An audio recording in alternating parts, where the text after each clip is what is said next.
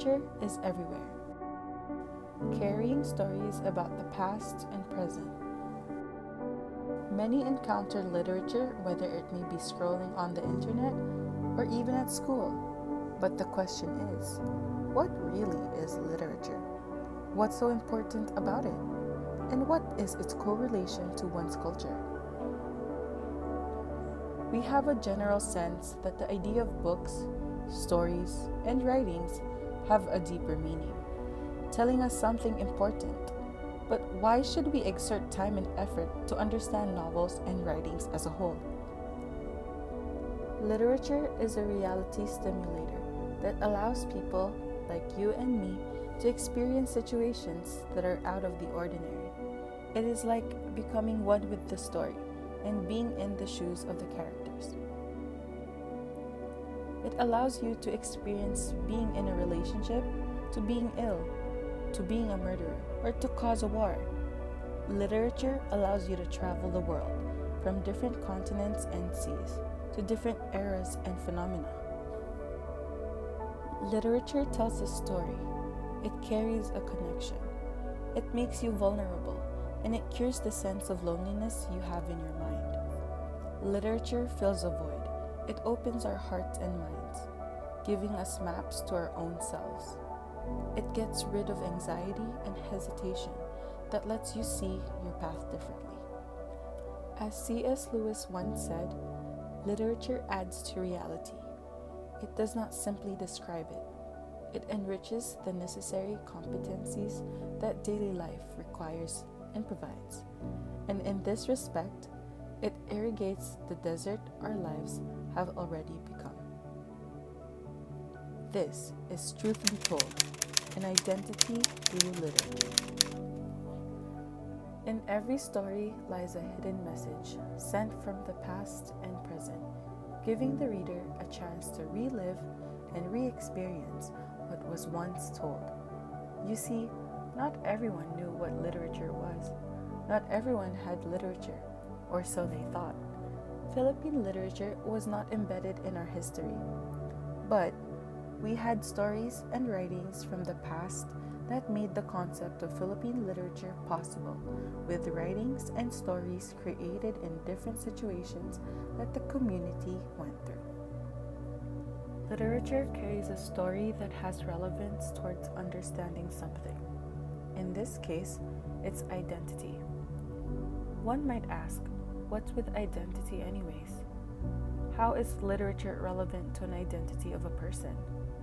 Can't you have identity by just being you? Identity is more diverse than we think. Identity comes from generations upon generations of experiences that was passed down to the current times. Literature plays a role in the identity of a person. But how? In the case of Filipino identity, literary pieces that were created in the different eras allowed us Filipinos to see the statuses of the Filipino people in the past, connecting modern-day Filipinos to our roots and ancestors.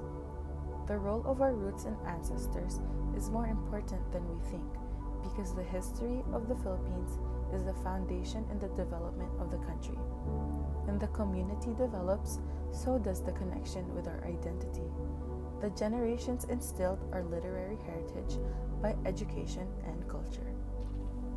Philippine literature is like exploring the history of the art of writing, but sometimes the relevance of it towards our identity as Filipinos is unclear. The big reason why Philippine literature matters is it solves the many problems of the present.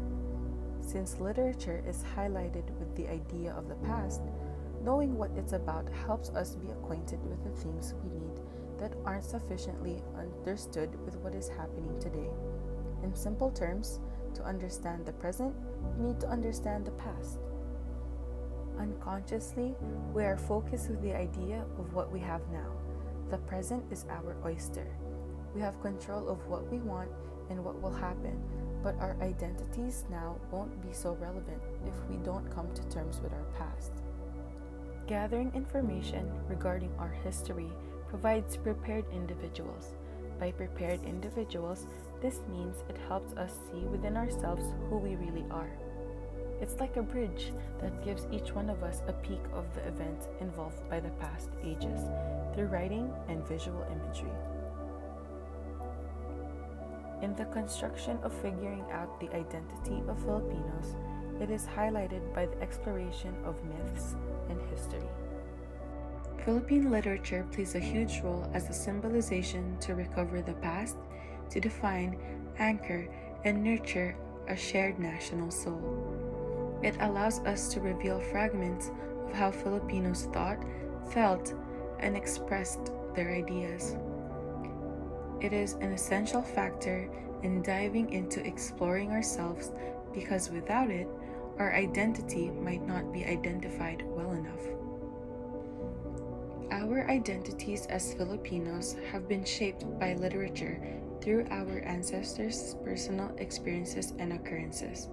Literature has given Filipinos a glimpse of who we truly are as individuals. The knowledge, creativity, and message of the authors have produced works that reflect the values and beliefs that Filipinos are known for. With the help of the works from the past and present, the new generation will be able to grasp on the idea of our native essence as well, allowing them to further carry the true Filipino identity beyond the traditional contexts that were taught. In order for authors nowadays to meet the standards of literature from back then, Filipino authors find inspiration from already existing experiences, both from the native and the modern, producing a new form of literature for the future generations. Every word and every work produced in literature will be a representation of who we are as Filipinos. Let's be more specific about these so-called experiences. In Doreen's story by Rosario Cruz-Lucero, it had a broad variety of what Filipinos went through in the Spanish period, and even had Filipinos' belief in myths and epics, such as their beliefs in the existence of mermaids. Doreen's story reflected the identity of a Filipino in the characters, plot, setting, and dialogues, just how it was shown in the different storytelling mediums, such as Alamat and Epico. As members of a once oppressed nation ruled by the Spaniards, literature revolved around the sufferings of Filipinos under the Spanish ruling, but also showcased the flourishing stories of the rich Filipinos who had completely different testimonies during the Spanish ruling, having high-class lifestyles.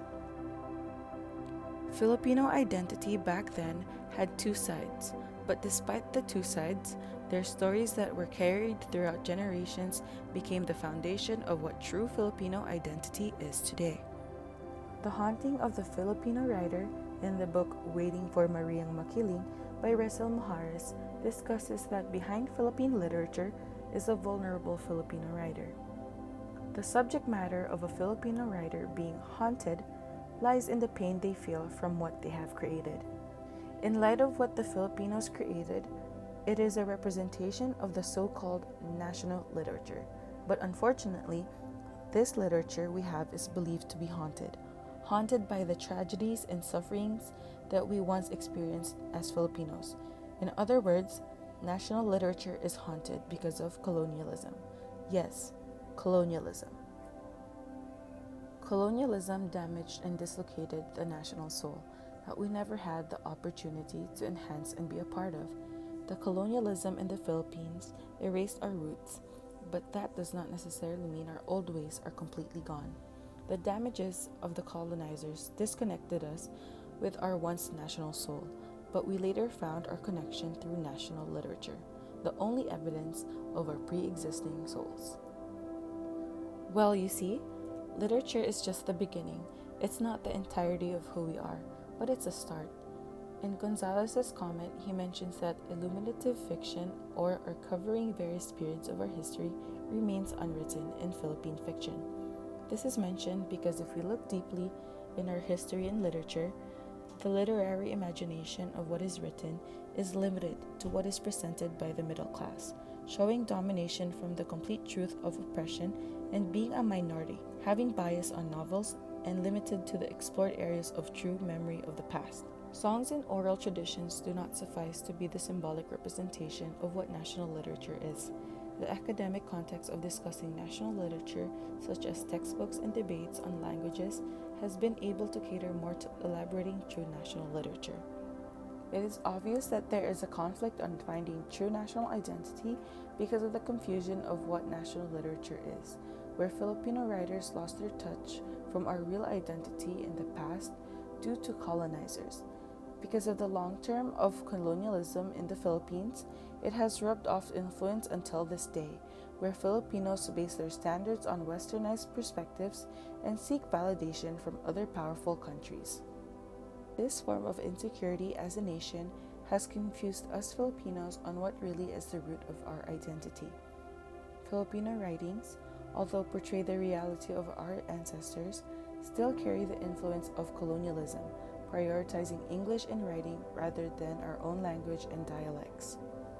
The claim of national literature is put into question due to the fact that materials written by the most talented Filipino writers are not acknowledged and used for academic purposes to increase the cultural literacy of students towards their country's own literature.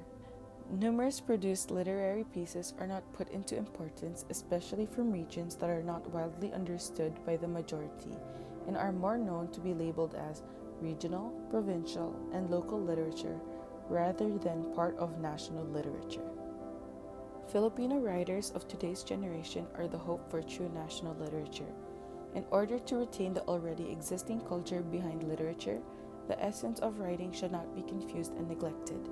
If the connection is lost, it will stop the communication of indigenous repertories of artistic forms and devices to distinctive structures of meaning and sentiments, mode of thinking from being known by the world.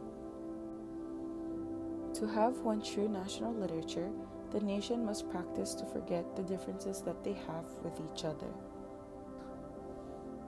There's a saying that a Filipino author named F. Sionil Jose once said, "Language as a communication tool is the primary element from which literature is created.